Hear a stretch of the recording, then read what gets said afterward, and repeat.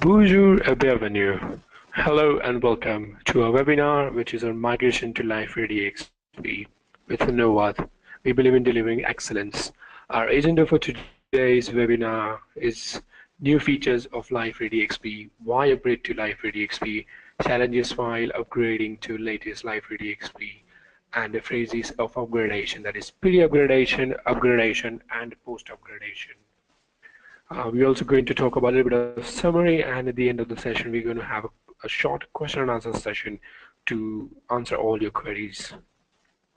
Now, to talk about today's presenters, we have with us Ankit Pancholi, who is Principal Consultant for LifeRay. He has over 9.5 years of experience in designing and implementing enterprise digital experiences into content management portal solutions using Java, J2EE, and Life Reporter technologies. He has executed several LifeRay projects across various domains, including insurance, conveyancing, wealth management, e-learning and knowledge management, and Partner Connect. Our main speaker going to be for tonight is Dhwanil Reshamwala, who is a LifeRay practice lead. He has over a decade of experience in Java technologies and more than 7 years into LifeRay technologies. He is executing projects in construction, finance, hospital and healthcare, and many other industries. I will be your host for tonight, and I'm a marketing executive. Je m'appelle, my name is Rohan Bhatt, and you can contact us for inquiries to Sachin Verma, and his email ID is sachin.verma@novath.com. He's our VP Global Sales and Partnership. Now, to talk a little bit about Novath, we believe in delivering experience. We believe in through end-to-end enterprise-grade IT solutions. We have a team of 180 strong team members. We are among the 20 most promising IT services companies in India, and we are delivering advanced enterprise software solutions in open source technologies with our certified resources for quality assurance. Our experienced provider of diverse open source alternatives to proprietary technologies as well. We have delivered over 100 projects within budget to over 50 clients on time. We have our headquarters in Ahmedabad. Along with that, we have clients in USA, which is mainly in California, Georgia, Florida, and New York, and Middle East in Dubai and other MENA countries, and in Europe, United Kingdom, and Norway. We also have clients in Australia, in Sydney and Melbourne. Our key clients are Jio, Reliance Jio, Hewlett-Packard Enterprises, Tata Sky, Reliance Infrastructure, Panamax, Alembic, Science, and Aptus, who is one of the leading Australian application development companies. Now, just to talk about Novath's LifeRay technology capabilities, we have over more than 30 LifeRay projects, and some of them have been into Fortune 500 clients as well. We have implemented projects from varying team sizes from 5 people to 100 plus team members. We have cultivated strong leaders who have started and nurtured 200 members into LifeRay COE, and we have front runners who have established and led architects for LifeRay COEs. We have LifeRay certified developers and over 20 plus experienced LifeRay professionals who work on various projects. We have published 3 books on LifeRay technologies, which is LifeRay Beginner's Guide, LifeRay Portal Performance Best Practices, Instant LifeRay Portal 6 Starter, and we have reviewed 4 books on LifeRay. We are contributed to LifeRay Marketplace with our plugin development. We actively participate in blogs, forums, webinars, and seminars hosted for and by LifeRay technology experts. We have 2 LifeRay certified trainers with us who has delivered over 25 training sessions across the globe, including in London, United Kingdom. We have implemented over 30 projects of various sizes, varying from $50,000 to over $10 million in different verticals, including healthcare, media entertainment, travel and hospitality, high technology, education, insurance, telecom, government, banking, and financial.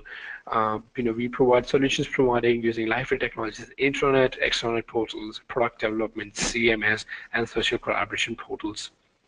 Now, I'm going to pass on this baton to Mr. Dhwanil Reshamwala, who is going to take us through what's new and features for end users in LifeRay technology. Thank you.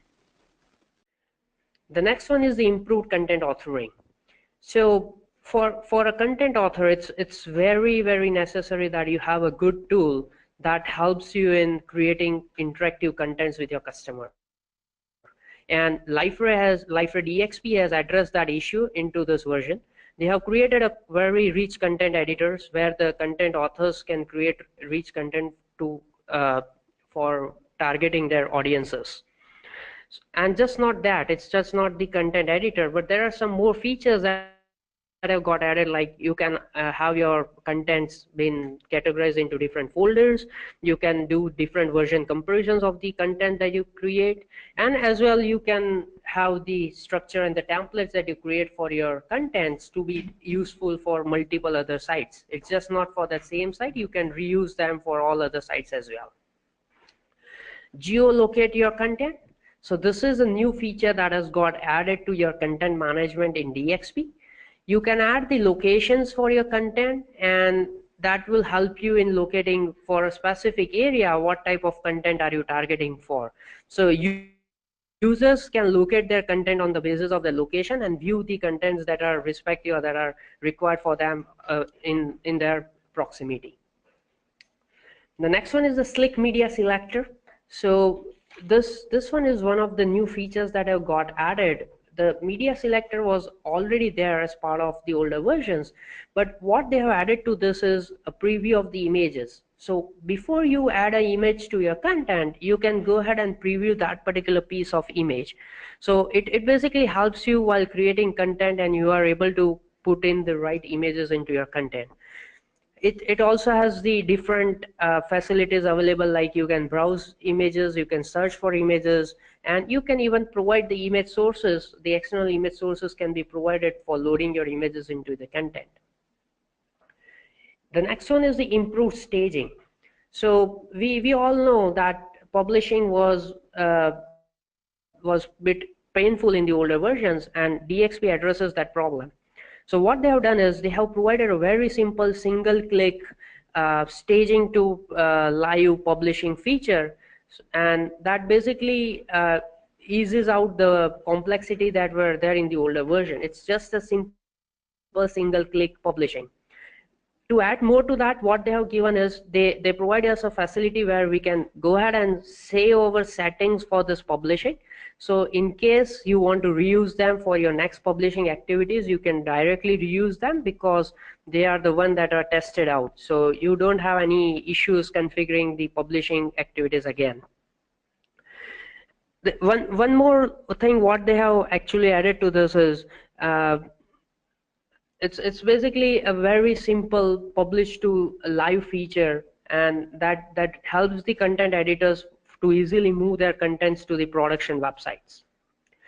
Better blogs, forums, and wikis. We all are used to using these features in the older version of Liferay. They are still there, but what they have done better in this is the content editors can create rich contents for this particular items, and they can easily target their audiences to have a look at it.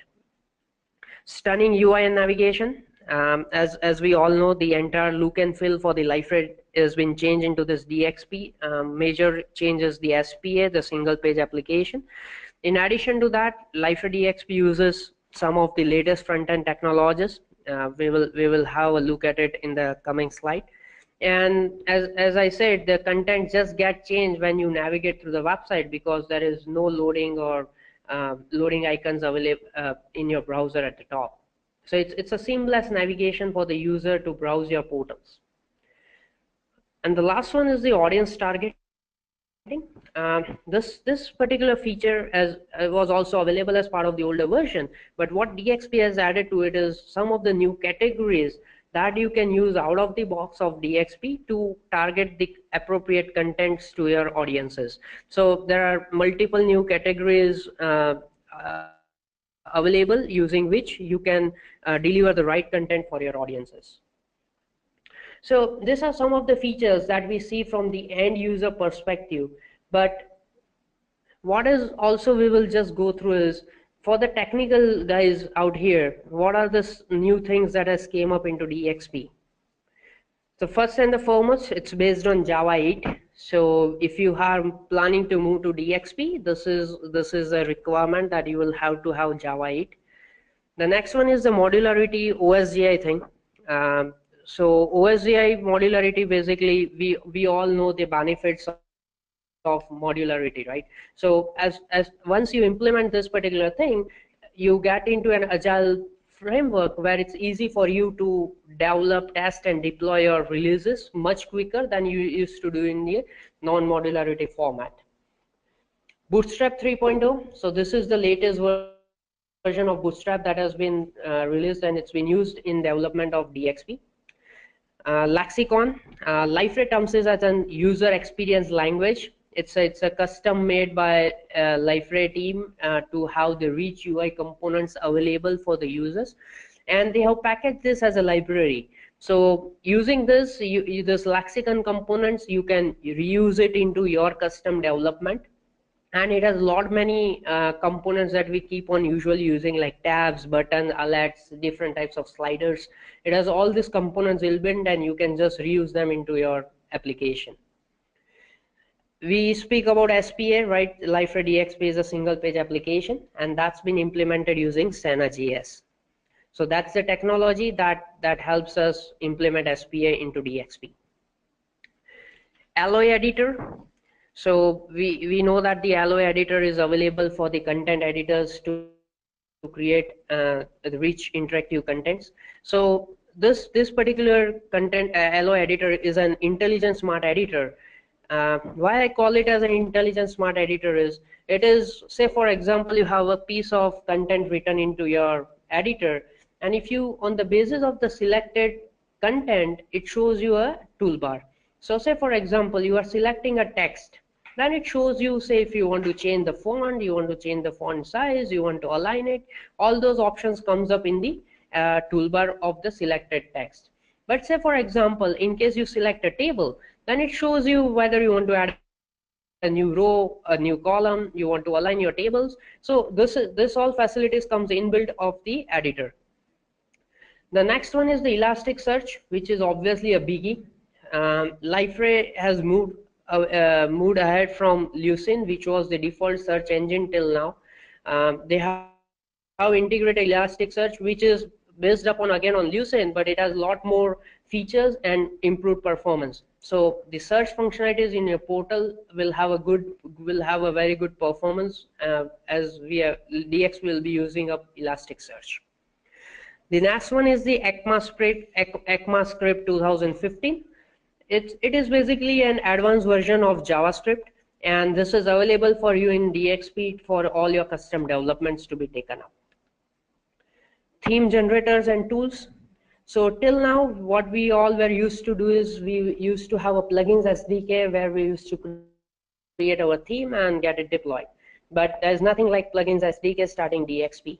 So instead, what Liferay provides is it's a theme generator tool. It's a Node.js based tool.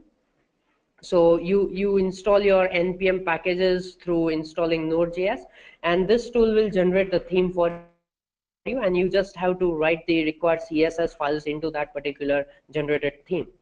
So these are some of the features, the technical features that have moved ahead into DXP. Now, as we are talking about upgrading to DXP, first thing is, why should I upgrade to DXP, right? So going digital in business is now the norm of the day. We all say it's a digital experience platform. We all know DXP stands for, and that is why all the businesses, as are moving to the digital age, we recommend using Liferay DXP as the portal framework. It provides a unique, innovative, and customer-friendly digital experience. Holistic customer experience across mobile, desktop, and all other touch points. So this is one of the important thing in the digital age that we are in. So whatever content gets delivered onto your portal should be accessible in the same way, in the perfect way, onto the different devices that you have. So devices can be either your mobile, your desktop, your kiosk, anything is there, the content should be perfect, and that has been taken care in DXP. The most important point, the Liferay 6.x supports end by this year. So what does that mean is we won't have any more security patch releases, the upgrades available for 6.x versions. Obviously, the customers who have the license will have the support running, but that will be a limited support where no more security patches and those things will be released by Liferay. So it's recommended we all migrate to DXP. Cost saving, early migration saves cost. As we all know, this migration is from one major version to another major version. It's a bit of tricky thing, and it has a cost associated to it. So before there are multiple major releases coming up for DXP, it's better that we migrate from the 6.x major version to the current DXP major version, and we can save a lot of time and cost if we migrate it right away. Some of the challenges that we see from the customer's perspective when they plan to migrate to DXP. Okay, so first of them is skepticism about stability of release. So obviously when you are migrating to a new version, we always will have a doubt in our mind whether this release that I'm migrating to is a stable one. What are the features that are still not implemented that were available as part of the earlier releases? What if any case studies that have been implemented using this new version, correct? The second one is external system integration. So that's always a case where in your older system you will have done some custom development which integrates with your third-party applications. So whether those integrations will still be supported when I migrate to the new version of Liferay. Next is the functional and the technical expertise. So as we saw ahead, there are a lot of functional and the technical changes that have came across into this DXP version. So whether the team that I have will be able to cope up with all this technical and the functional changes that have came through. Cost effectiveness. Is it really cost effective for me to migrate to this? How will I be able to serve my customers better using this new version of Liferay? Reusability of infrastructure. So as we all will be running onto the older versions of Liferay, we would have invested a lot into our infrastructures for getting this up and running. Can I reuse this same infrastructure, or will I have to discard it and get a complete new phase of the infrastructure? And the last one is the training. As we saw, there are a lot of changes that has happened the way the Liferay DXP gets used by the users. Will I be able to train my users and they'll be able to have a good hands-on onto this new application? So these are some of the high-level challenges that we see as part of migrating to the newer version of Liferay.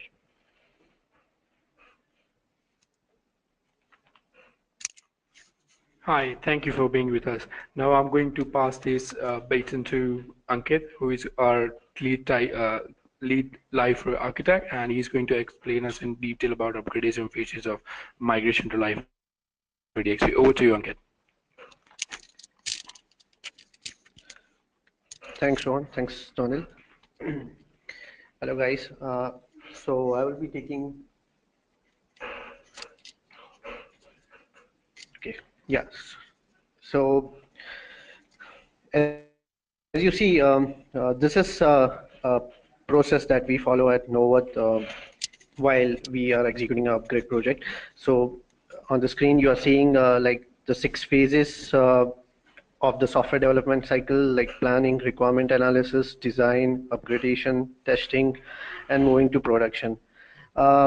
These phases are logically grouped in activities that have been performed. So like before upgrade, it comes under planning and requirement analysis. Likewise, during upgrade, we do take care of design and upgradation. And after upgrade is where the testing and the production release comes.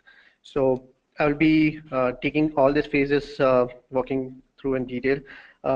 It's like a general checklist which upgrade project usually follows. So what we do and before upgrade is like we understand the architecture of the existing system from like the technical perspective, from the design, that is the design documents that we might have. We deep dive or try to see how the plugins are written, like till since this is a DXP, all the plugins earlier to that versions like 6.1 or 6.2 or prior to that will have portlets, hooks, custom code, or any web plugin themes. So there are multiple ways there might be an code written. So we evaluate that. We see the complexity of the application, um, how how complex is the project. We do like we identify and review various integrations that are done. So it can range from like in-house integration with another application to get some data. It could be an integration with external systems like SAP or any integration. So we review all those uh, integration points. We reach, and at a high level we try to reach the efforts. So the efforts plays a high it's like an important part over here, because it might be a case like we are getting a project, or and like we might not have a good understanding at the very early point. So a high level estimates on identifying all this component will um, will need more detail. So we analyze further, we analyze the data, the database, the document and folder.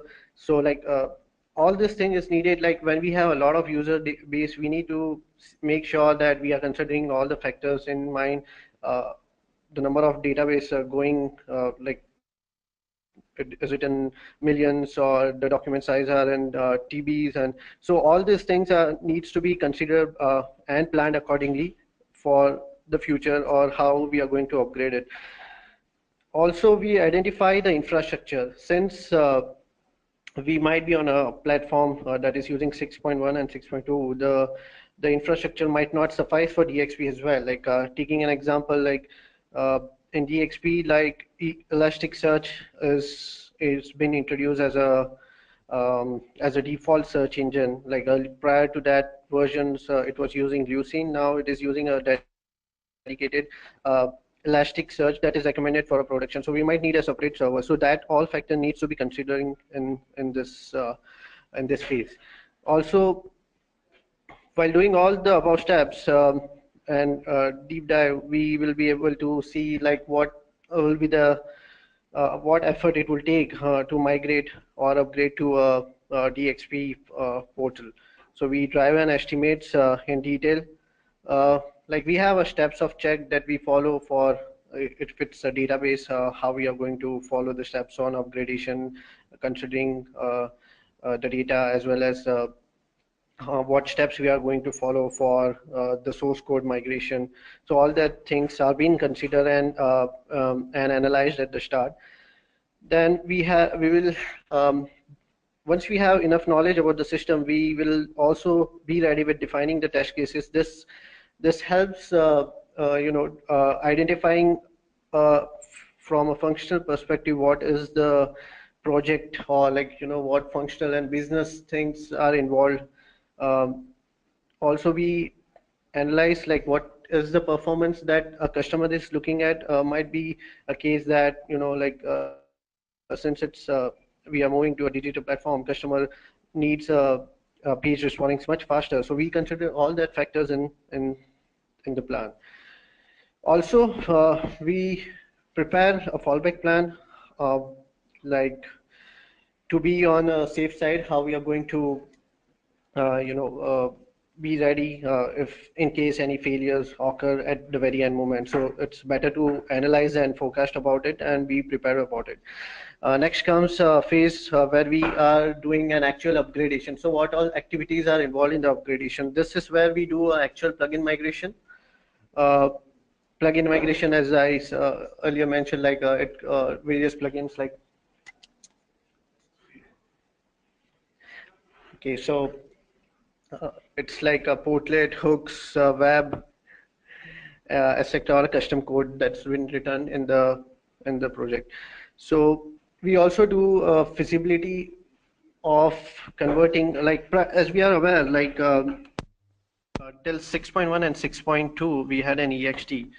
So Liferay always recommend to avoid using EXT for a better for basically keeping the customization not to a core level, because managing and uh, gets difficult when we do a further future upgrade. So EXT is we should try to avoid, and try to see an alternative ways it should be customized to unhook.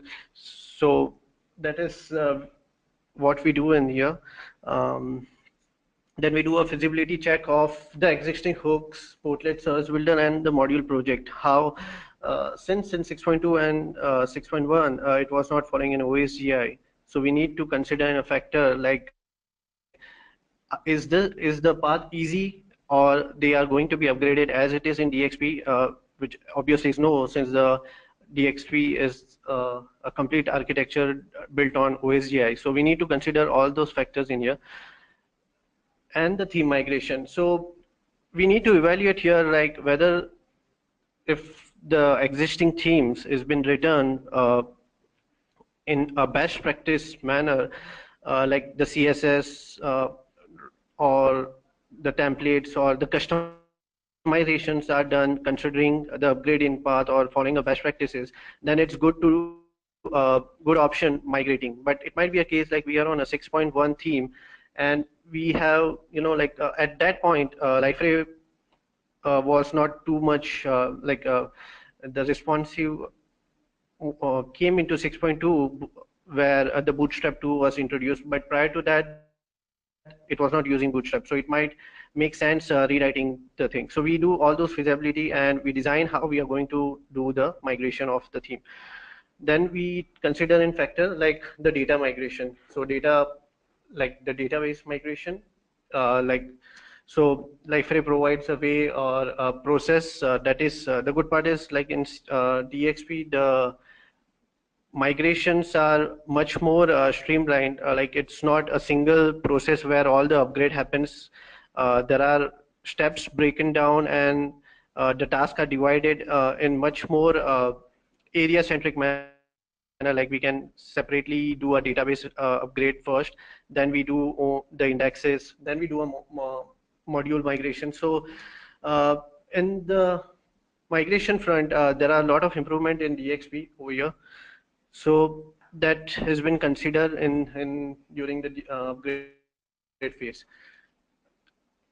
And we take care of how the document and media migration. So considering a case like if you are on 6.1, then we need to make sure that since it was using a document and images separately, and moving on after 6.2, it was using a unified document library.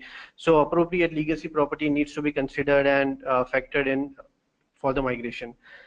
We also design like how our future architecture is, because at this time we have followed all these steps and we are much more aware of the system, how it is going to be. We make sure at the architecture level what is the best design that could be factored in, considering the number of factors, like if it's in considering a point from integration or the UI or implementing a new modularity.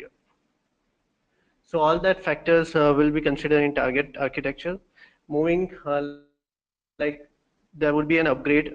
Like after an upgrade, um, there will be a quality assurance team that will do regression and complete testing of all the uh, flows which we have identified in the planning phase. We will have a test cases that will be verified. A UAT will be done. So like since it will be on quality assurance done by our team, we make sure the UATs are, we don't have much issues at the UAT. So the process goes smooth. We also consider a factor that we are, like since it will be a upgrade from various versions, we make sure there are no data loss. So it might happen, like there are a lot of users, there are a lot of roles, a lot of permissions. We need to factor in different scenarios or all the use case at the level that we are making sure that we are not missing, or during the upgrade we didn't had any data loss. So this is just to be on a safe side and make sure that our upgrade was a quality upgrade. Then comes the release to a production. So we consider over here like it's clustering, or making sure the performance is up to a mark on DXP, and etc. So once it's done, we also train uh, we train the customers with the necessary, like it might be a case that the new platforms, the things and the flow might go differently. We make sure that we are giving enough information or training to our customers for them to manage the content on the portal for the future release. And we document, so we have considering that when there are any future changes, or there are any future changes, like what are the things that can be performed or looked at to in order to resolve any issues, or a document that is handy for it to refer as a manual. Okay, so this was at a high level of various phases that are involved in the upgrade phases, upgradation process. We will deep dive in each phases. So while planning, we consider, like there are a lot of stuff that needs to be also considered at the project management level, but we try to just highlight over here the key factors that needs to be considered. So we define a scope. We make sure, like since it's an upgrade, we make sure the new requirements which gets flooded in are handled or considered in a way that it doesn't it doesn't get just sorry.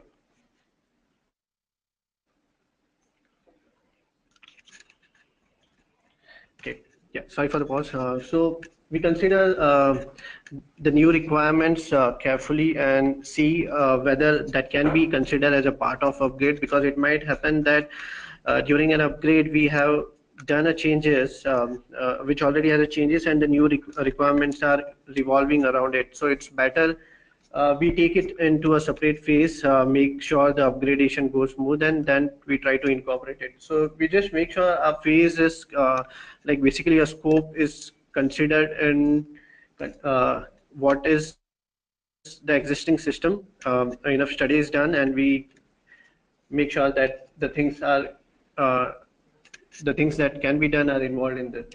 So we analyze the existing architecture. So like some of the points I already covered, we analyze like how the system is, like basically how the plugins are written, whether they have been following a best practices. Uh, it's a portlets or a hooks or a web, the extensions. So we analyze all the things of the existing system. We make sure how the integrations are being considered. We do a high-level analysis of all these components. Mm, we analyze how the deployment process is. So just to highlight over here, like the DXP deployment, basically it now uses a Gradle-based deployment process for resolving its dependencies. So it might be a case like 6.1 and 6.2 is using a AND-based, and we need to consider either moving it to a Maven or a default Gradle build. So we consider that factor, how the dependencies will be considered. Like the plugins will be evaluated. Like in 6.1 and 6.2, we have observed like like the coding has been done considering only like a group of modules are written in a single portlet. Like if the entities or business entities are logical, a single service builder has a list of 5-6 tables, and everything is clubbed like in a monolithic architecture for a portlet. So we need to make sure all those things are broken and considered into module. Leveraging Liferay DXP's modularity features, we make sure like our code is not written, and the proper modularity concept can be leveraged over here while we do upgrade.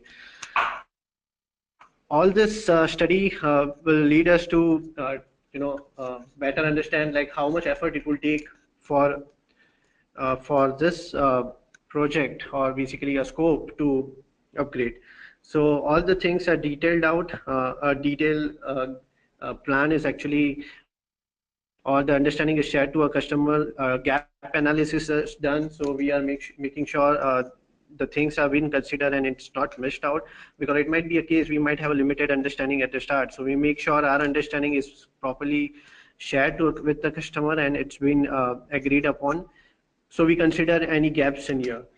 Then comes a part where we involve and form a team. Like, so we involving a team like having an lead architect or a senior life consultant, having a team of developers and UX, UI, having a knowledge on DXP and responsive. Moving on to the next phase, that comes the requirement analysis, where we analyze or gather all the functional requirements. We consider them as a, like understanding that, and we make sure that they are being written as in the test cases. So it comes handy during a later stages. There are technical requirements that we evaluate. We recommend, like, since it's an start and DXP is a new, we recommend like to have a technical architect with a good understanding on various versions of Liferay and who has explored a DXP to as much, who will be able to better guide on how the upgrade should be in DXP, considering 6.1, 6.2, and how the future code should be managed. So as I covered in the previous slide, where the codes that are written in like a single portlet needs to be kind of factored in for modularity and just not follow the same architecture. So moving on, it's easier whenever new versions are coming. The modularity keeps the things like, as Donil mentioned, it is more like helps us in agile. A team can parallelly work on separate modules and deliver the solution, and the output is much faster. So we consider all these factors here, and we get the overview of the current existing technical architecture.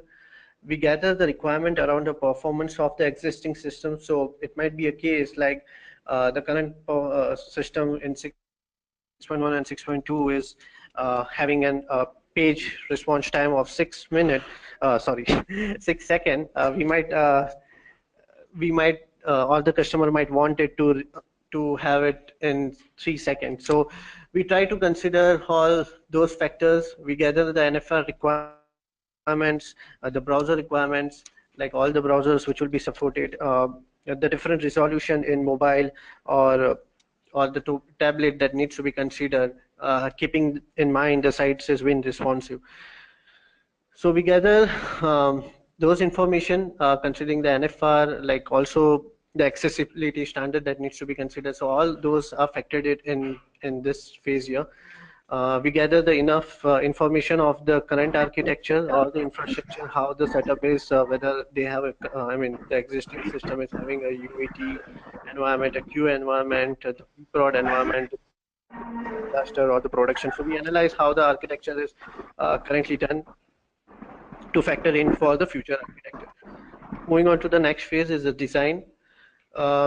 So while understanding the code at a high level, we deep dive here in the design, where we are reverse engineering the code.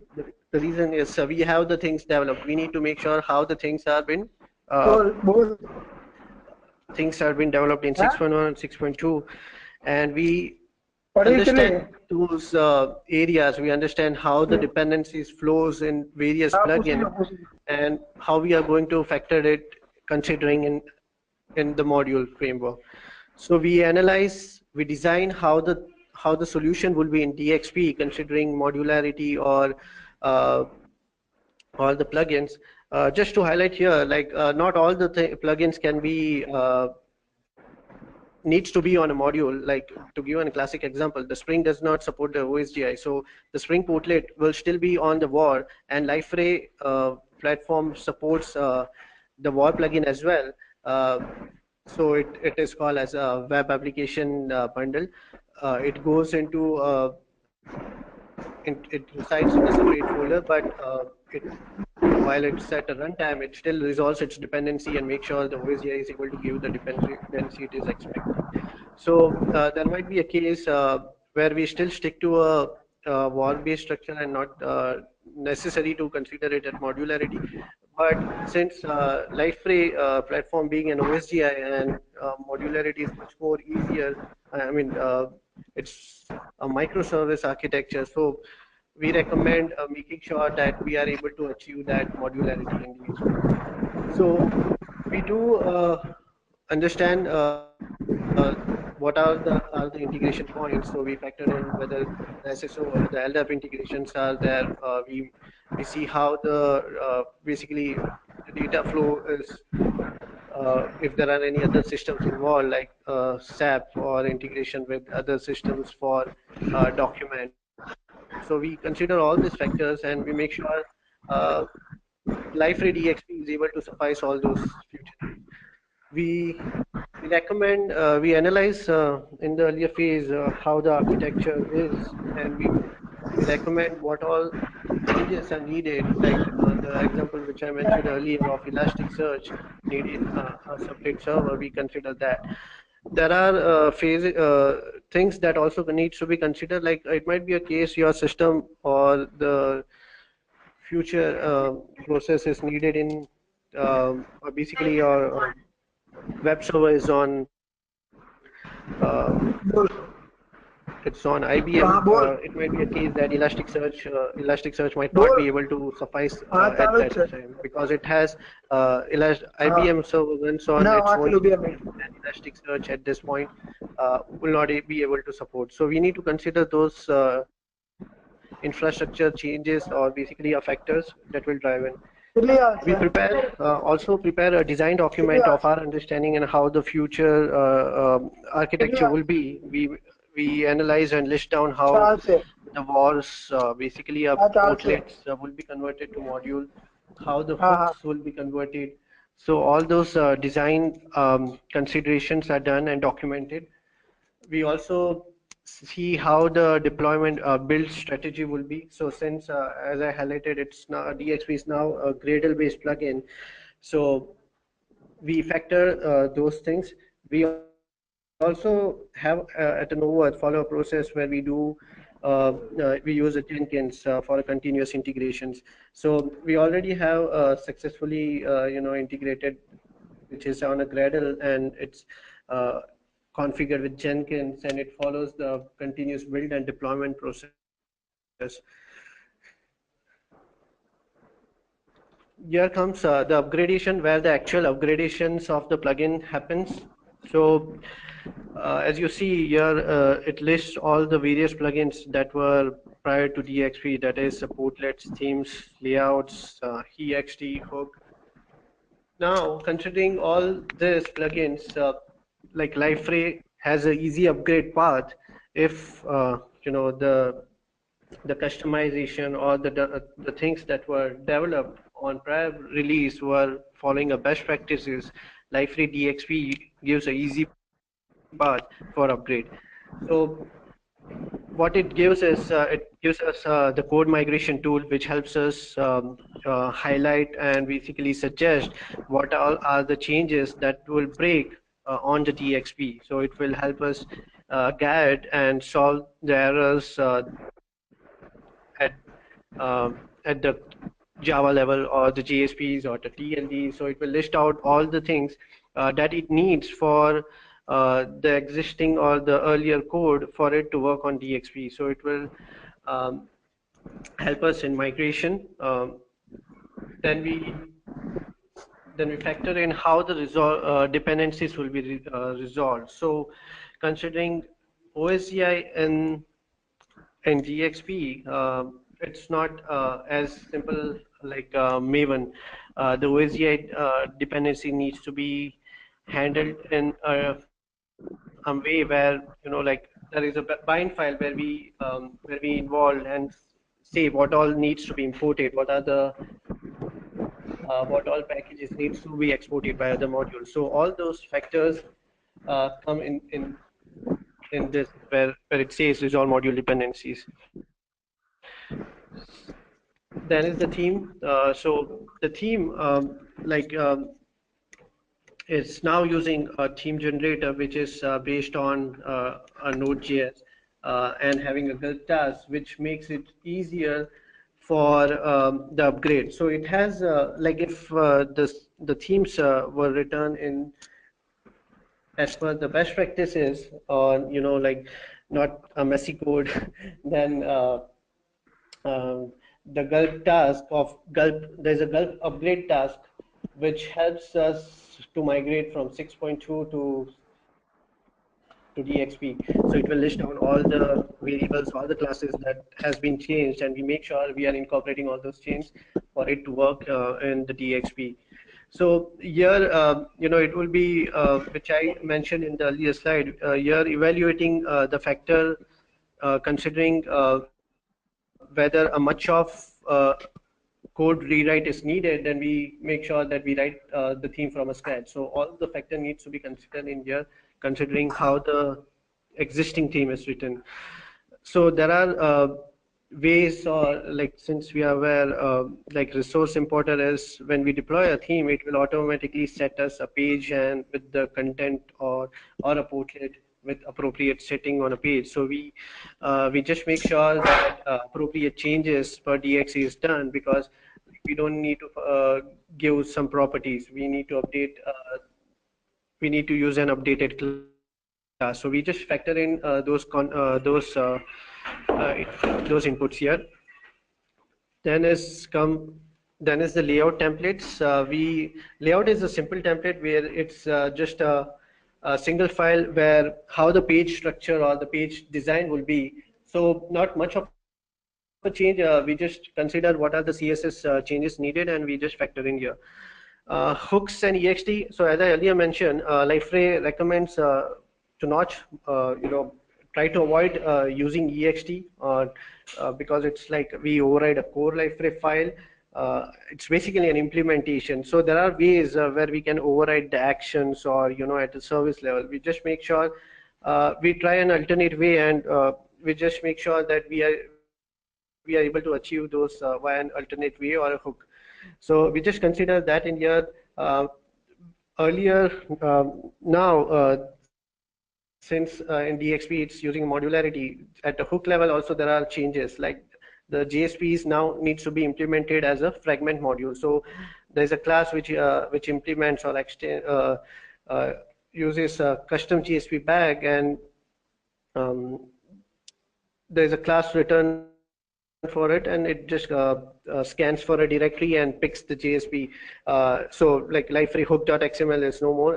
It's through this class which drives the module for the JSP.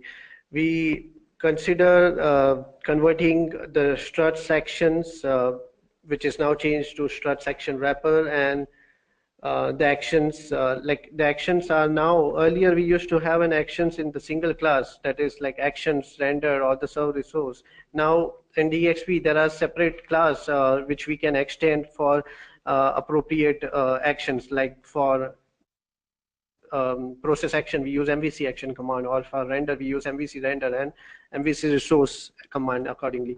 So we do all those changes, Liferay supports whichever version, till 6.2, whatever was possible through hooks, they are all still possible, but in a separate way, considering in modularity and appropriate class changes, and using an OSGI based annotation changes, like for the filters and the listener, there are added component annotations with appropriate service that needs to be considered, like for service wrapper and model listeners. So we consider, we factor that in, and we make sure the upgrades are possible. So how the process works. So while we are ready, and we have make sure the codes are being converted to appropriate modules or a portlet, or the themes or layouts and hooks are all considered. We do an we this is how we do an upgradation process. So we first we make sure like we are taking care of the a backup of the actual database and the document system. We make sure we are on using a production copy, so we are able to factor the different scenarios which might which we might come across in case of huge number of data entries. So we take a backup. We see what's the property that was returned in earlier versions of Portal ext. We make sure if we are upgrading from 6.1 to DXP directly, we make sure that 6.1 legacy properties and 6.2 legacy properties are considered, and the existing Portal-ext is considered. So the changes are appropriately done for DXP before the server upgradation begins. We make sure we are taking a latest portlets from the marketplace. So we might be using a Calio or a reports plugin. So we make sure we are taking it for the base version from the marketplace. And if there were any customization, then we do it on top of those latest plugins. Then we deploy a new library version. Before we start the process, we make sure that we have disabled the indexing, because this will, making sure the processes are divided, and we just make sure first the normal database upgrade is done, and then we make sure the indexing is done. So there is a separate DB upgrade tool, as I mentioned earlier, which we can use, and which just takes considering just the database upgrading, and we troubleshoot if there are any data inconsistency. Hopefully it should not be, unless we don't deal with the data directly. There should be a smooth upgrade in here. Then we execute Gogo Shell command.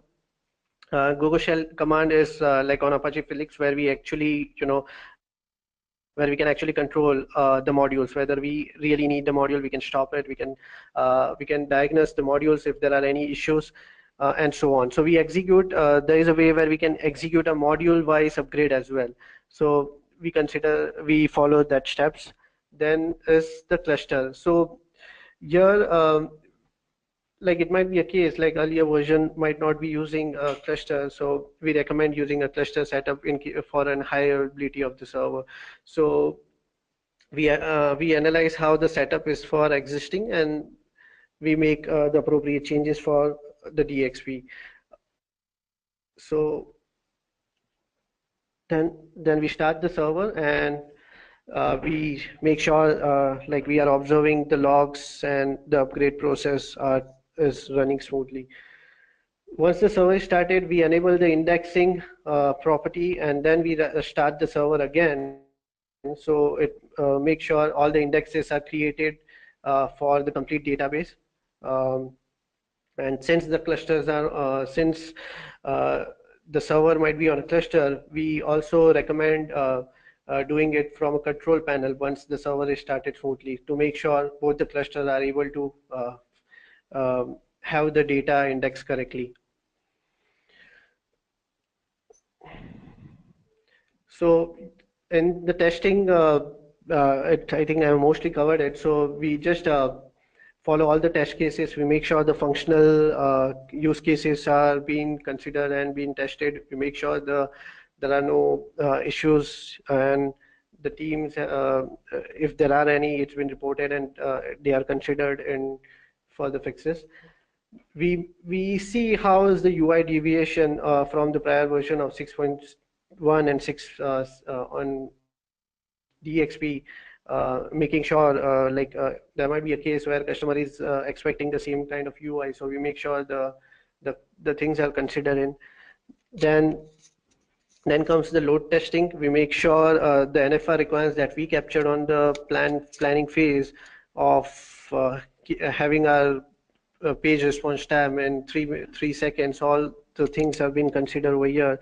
The peak usage time of the user on a particular functionality, we do a load testing on such scenario whether the system is able to meet those expectations.